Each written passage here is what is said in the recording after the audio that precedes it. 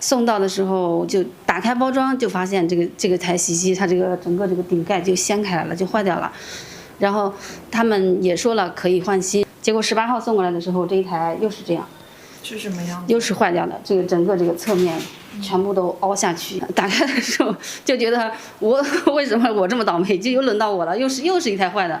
孙女士介绍，原来的洗衣机太过老旧。9月14号，她在这家自营旗舰店里买了一台松下洗烘一体滚筒洗衣机，花了4100多元。采访时，2台洗衣机还放在单元楼门口，外包装看起来没有变形破损，外面都贴着松下电器鉴定报告单，一张写着运输螺栓已断裂未装上，一张写着开箱机器有凹陷。他们来开鉴定单的是他们松下的人，松下的人说看着这个样子应该是物流运输过程中的问题。但是我有一个疑问，就是里面已经是这样子了，为什么外包装是完好的？家里现在他把我的旧的洗衣机拉走了，因为我是以旧换新嘛，旧洗衣机就抵了50块钱，然后他拉走了，我现在的洗衣服纯手洗。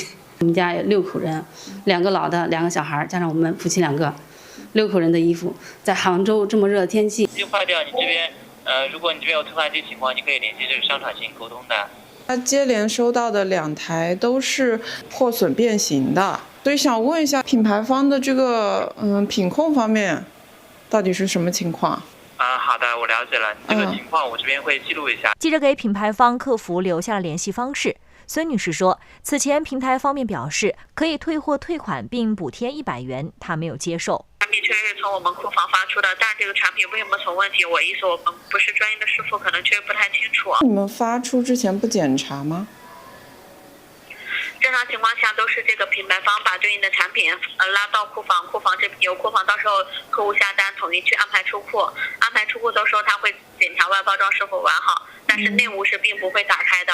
就您说的这个，如果是外包装完好内务破损的话，那就是这个对应的就是说商家的责任，或者说是就是产品的问题。晚些时候，孙女士反馈，店铺答应更换一台更好的机器，双方已经协商一致。1818黄金眼记者报道。